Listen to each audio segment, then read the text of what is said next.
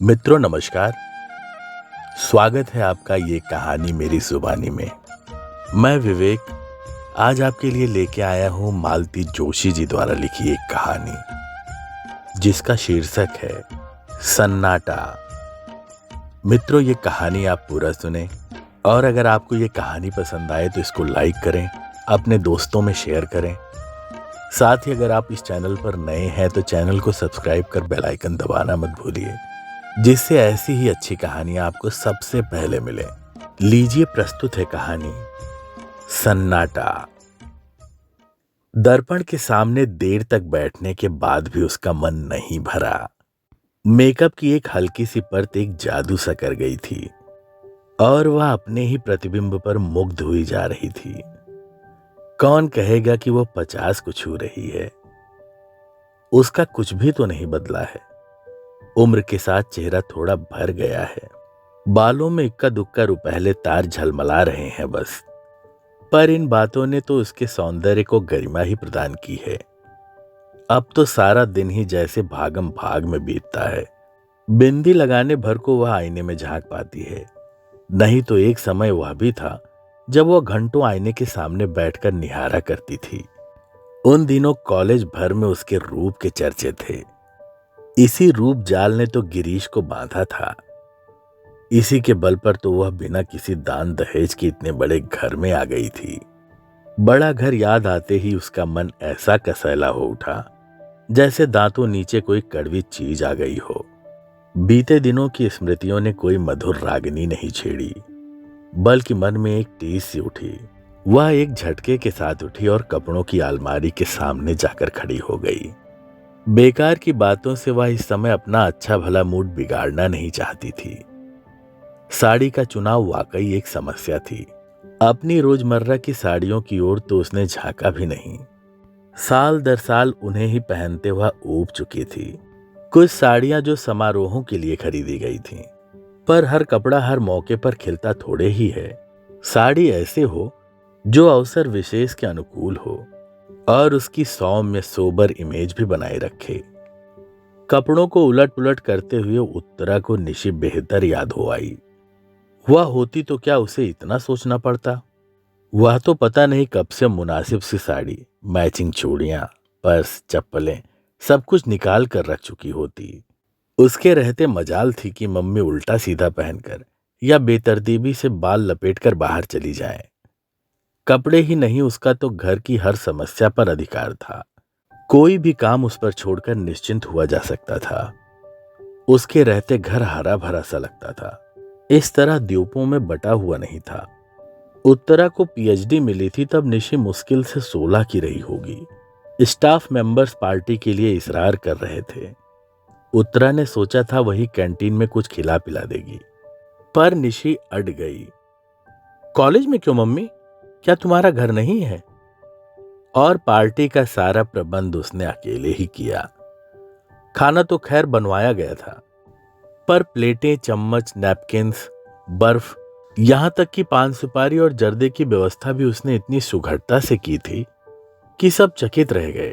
लोग अब फिर पार्टी मांग रहे हैं, पर अब उत्तरा की हिम्मत टूट गई है। यूं कहने को तो घर में आशु भी है, पर आशु, उसने आवाज दी, पर जैसा कि वह जानती थी कोई जवाब नहीं आया। आजकल तो वह बस अपने पापा के आसपास ही मंडराया करती है। निशी भी थी तो आशु उसके साथ लगी रहती थी। उसकी शादी क्या हुई, दोनों ही लड़कियां हाथ से निकल गईं। आशु! इस बार आवाज थोड़ी ऊंची थी और तल्ख भी। क्या है मम्मी? मूर्तिमान बेजारी बनकर आशु सामने आकर खड़ी हो गई। उसके लहजे से उत्तरा का पारा चढ़ गया। वह भूल सी गई कि क्यों बुलाया था। रूखे स्वर में पूछा, तुम अभी तक तैयार नहीं हुई? चलना नहीं है क्या? कहाँ?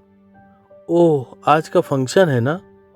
सॉरी मम्मी, मेरा जाना नहीं हो सकेगा। क्यों? पापा को बुखार है। कोई नई बात है? नहीं ना सही, पर ऐसी स्थिति में उन्हें अकेला तो नहीं छोड़ा जा सकता ना। 2 घंटे महादेव उनके पास बैठ सकता है। सो तो है, पर मम्मी वहां सारी साहित्यिक बातें होंगी। मेरी समझ में तो कुछ आएगा नहीं, वैसे ही बोर हो जाऊंगी। उत्तरा ने विषय समाप्त करते हुए कहा, ठीक है। आंसू जैसे प्रतीक्षा कर रही थी, तुरंत पलटकर चल दी। उत्तरा देर तक उसे देखती रही। इन दिनों वह एकदम अपनी मां की प्रतिकृति से बनती जा रही है, पर मन से कितनी दूर फेंक गई है। इसके विपरीत निशी एकदम अपने पापा पर गई है, पर बचपन से ही वह मम्मी की बेटी रही है। पिछले दिनों वह बेटी से भी ज्यादा सखी बन गई थी। कोई भी बात उससे निसंकोच कहकर वह हल्का हो लेती थी। निशी बड़ी बहन की तरह सांत्वना देती, धीरज बंधाती। कभी कभी तो उसका पक्ष लेकर पापा से भिड़ भी जाती थी। शादी होते ही लड़कियां कितनी बदल जाती हैं। सारी माया ममता पता नहीं कहां खो जाती है। अब तो बस निखिल और मंटू निशी की दुनिया इन दोनों में सिमट कर रह गई है। मम्मी! दोबारा बेजारी जताते हुए आशु सामने खड़ी हो गई थी। वो लोग आ गए हैं। अरे 4 बज गए क्या? उसने चौंक कर घड़ी देखी। आशु, उन्हें बिठाओ, पानी वानी पिलाओ, मैं बस अभी आ रही हूं। अपने को आखिरी बार आईने में देखने के लिए वह मुड़ी तो उसमें निशी का खिंचा खिंचा सा चेहरा ही परिलक्षित हुआ। उत्तरा जल भूनकर रह गई। मेरे मेहमानों को एक गिलास पानी पिलाने में भी इसकी जान जाती है। पापा के लिए हर आधा घंटा बाद चाय बनाते समय इसके हाथ नहीं थकते। वह बुदबुदाई पर सारा गुस्सा भीतर ही भीतर पी गई। इस समय वह अपना मन एकदम प्रसन्न रखना चाहती थी। हेलो एवरीबॉडी, उसने बड़े खुशनुमा अंदाज से कहते हुए हॉल में प्रवेश किया, पर वहां सतीश मेहता अकेला बैठा अखबार पढ़ रहा था। सामने ट्रे में पानी से भरा गिलास अनछुआ रखा था। चलो, उसने कहा। By all means madam. कहते हुए वो खड़ा हो गया, पर एकदम ठिठक गया। अंकल नहीं चलेंगे? दरवाजे तक पहुंच गई थी उत्तरा, पर देखा कि सतीश अभी वहीं खड़ा है। नहीं, अंकल नहीं चलेंगे, उनकी तबीयत ठीक नहीं है, स्वर को यथासाध्य तल्ख बनाते हुए उसने कहा। सतीश ने अस्फुट किंतु उत्सुक स्वर में पूछा, और आशु जी? नहीं, वह कैसे आ सकती है? उनके पास भी तो कोई चाहिए। वैसे तो मेरा जाना भी मुश्किल था, पर अब तुम लोगों ने इतना बड़ा आयोजन कर रखा है। और यह कहते हुए वह खटाखट सीढ़ियां उतरकर गाड़ी के पास जाकर खड़ी हो गई। मेहता को मजबूरन साथ आना ही पड़ा, पर उसके लिए दरवाजा खोलते हुए, अपनी सीट पर बैठते हुए और गाड़ी स्टार्ट करते हुए उसकी आंखें बराबर बंद दरवाजे पर, खिड़कियों के पर्दों पर लगी रहीं, पर उन्हें निराशा ही हाथ लगी। बेचारा सतीश। उत्तरा को इस पर दया हो आई। बेचारा जान छिड़कता है आशु पर वह लड़की है कि 1 मिनट पापा को आंखों की ओट नहीं करना चाहती। साथ नहीं आई ना सही, पर गुड लक कहने दरवाजे तक तो आ ही सकती थी। गुस्सा तो उसके पापा पर आता है। ऐसे नाजुक मिजाज हैं कि हर पल किसी का आंचल थामे रहना चाहते हैं। 5 बहनों में अकेले भाई हैं, खूब लाड प्यार पाया है। अम्मा जी ने तो एकदम आंख की पुतली की तरह सहेजा है उन्हें। तभी तो यथार्थ की धरती पर पैर रखते ही उनका दम फूल जाता है। जिस बीमारी का आशु इतना हवा बना रही है, उसकी नब्ज निशी ने खूब पकड़ ली थी। कुछ नहीं मम्मी, ये सब जॉब सिकनेस है, जिम्मेदारियों से भागने के बहाने हैं। इन्हें सारी झंझटों से मुक्ति दे दीजिए, फिर देखिए इन्हें कुछ नहीं होगा। बात एकदम सही थी। चाहे बिजली का बिल भरना हो या हाउस टैक्स, बच्चों का एडमिशन करवाना हो या खेत से गेहूं लदवाना हो, गिरीश को कल्पना से ही बुखार होने लगता। बुखार ना आता तो पीठ अकड़ जाती या सिर दर्द से फटने लगता। बच्चों की हारी बीमारी में भी कभी उनका सहारा न मिला। निशी की सगाई के समय तो वे अस्पताल में ही भर्ती थे।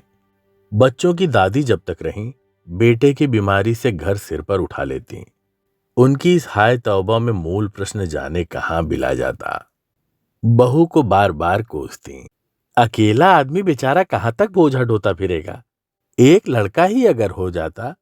यह बात वे कुछ इस अंदाज में कहती मानो बेटा होता तो सीधा झूले से उतरकर बाप का हाथ बटाने पहुंच जाता। अम्मा जी की मृत्यु के बाद गिरीश एकदम जैसे निराश्रित हो गए। पहले तो उन्होंने उत्तरा का सहारा लेना चाहा, पर वैसी संवेदनशील सेवा वह कैसे करती, कब करती? आखिर बच्चे भी तो उसी को पालने थे। नौकरी भी अब उसके लिए शौकिया नहीं रही थी, वह जीवन का अनिवार्य आवश्यकता बन गई थी। बड़ा घर मात्र एक छलावा था। सारे सब्ज बाग दूर के ढोल निकले। वकालत की एक तख्ती जरूर टंग रही थी दरवाजे पर, ताकि कोई यह ना कह सके कि निठल्ले हैं, बीवी की कमाई खाते हैं। शेष तो बस उत्तरा ही जानती है या उसका ईश्वर। पत्नी से निराश होकर उन्होंने अब आंसू का दामन थाम लिया है। उन्हें इस बात का एहसास नहीं है कि इस तरह वे लड़की को तबाह कर रहे हैं। पता नहीं कैसे उनके मन में यह भय बैठ गया है कि उसकी शादी होते ही पापा एकदम अकेले पड़ जाएंगे। अकेलापन क्या इतना भयानक होता है? आखिर उत्तरा भी तो जी रही है। वह तो बरसों से भीड़ के बीच अकेलापन झेल रही है। उसने तो कभी शिकायत नहीं की। मैडम! यह सुन वह जैसे हड़बड़ाकर तंद्रा से जागी।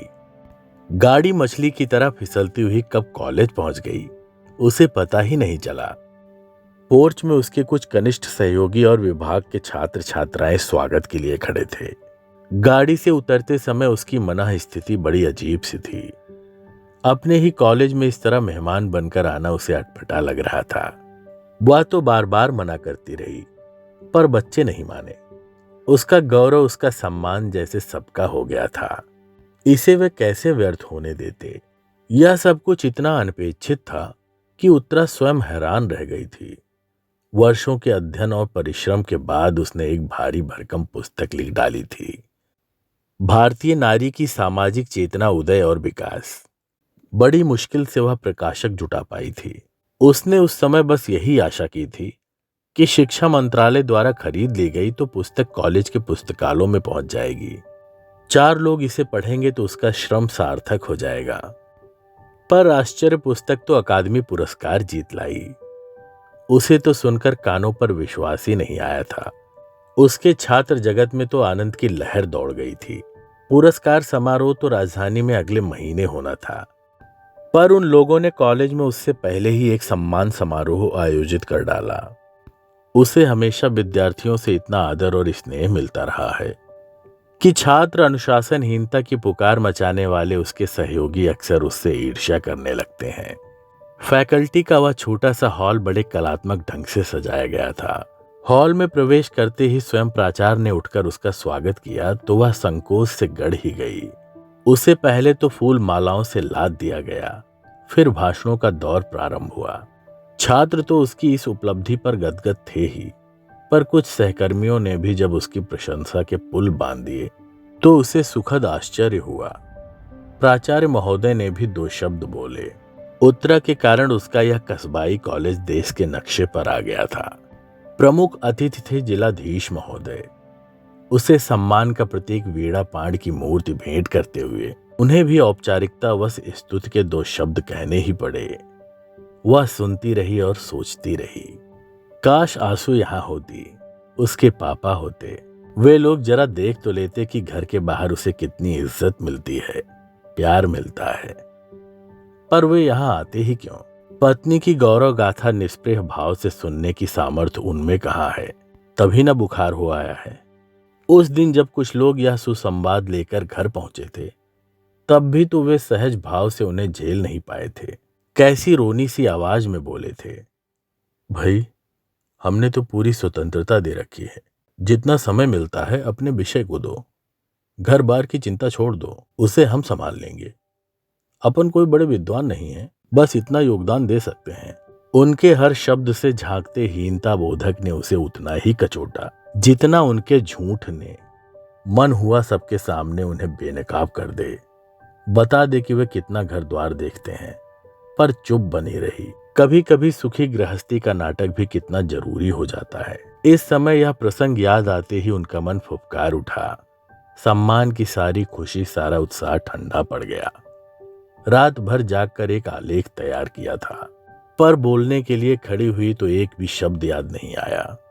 पहली बार कागज की जरूरत महसूस हुई। सुनने वालों ने समझा कि भाव बिहल हो जाने के कारण उसकी वाणी अवरुद्ध हो गई है, नहीं तो यह साक्षात सरस्वती है।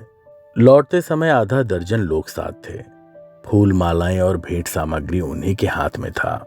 दरवाजा वैसा ही बंद था। चलते समय ना तो किसी ने विदा किया था, ना वहां अब कोई स्वागत में खड़ा था।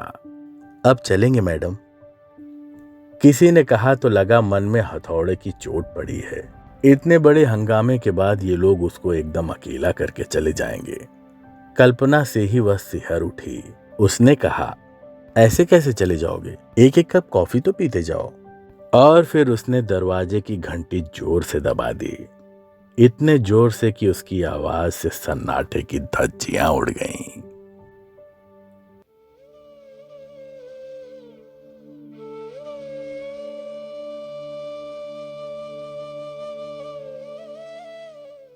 मित्रों, ये थी मालती जोशी जी की कहानी सन्नाटा। मित्रों, आपको ये कहानी पसंद आई है तो इसको लाइक करें, कमेंट करके हमें बताएं और अपने दोस्तों के साथ ज्यादा से ज्यादा शेयर करें। और अगर आप इस चैनल पर नए हैं तो कृपया इस चैनल को सब्सक्राइब कर बेल आइकन दबाना ना भूलिए, जिससे आपको ऐसी मनोरंजक कहानियां सबसे पहले मिले, साथ ही हमें ऐसी कहानियां बनाने का प्रोत्साहन मिले। धन्यवाद।